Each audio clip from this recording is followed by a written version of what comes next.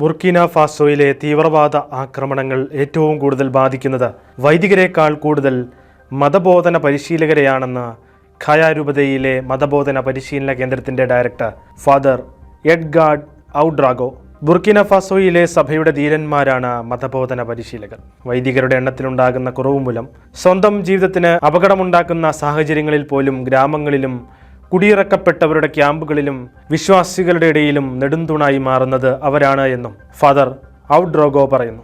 വൈദികരുടെ അഭാവത്തിൽ ഞായറാഴ്ച പ്രാർത്ഥനകൾക്ക് നേതൃത്വം നൽകുന്നതും മതബോധനം പഠിപ്പിക്കുന്നതും ജപമാല ചൊല്ലി പ്രാർത്ഥിക്കാൻ ജനങ്ങളെ പ്രോത്സാഹിപ്പിക്കുകയും രോഗികൾക്ക് വേണ്ടി പ്രാർത്ഥിക്കുകയുമൊക്കെ ചെയ്യുന്നത് ഈ മതബോധന പരിശീലകരാണ്. നമ്മുടെ രാജ്യത്ത് മതബോധന പരിശീലകരില്ലാതെ നമുക്ക് ഇതൊന്നും ചെയ്യാൻ കഴിയില്ല, അദ്ദേഹം കൂട്ടിച്ചേർത്തു. ബുർക്കിന ഫാസോയിൽ 2015 ഭീകരാക്രമണങ്ങൾ ആരംഭിച്ചത്.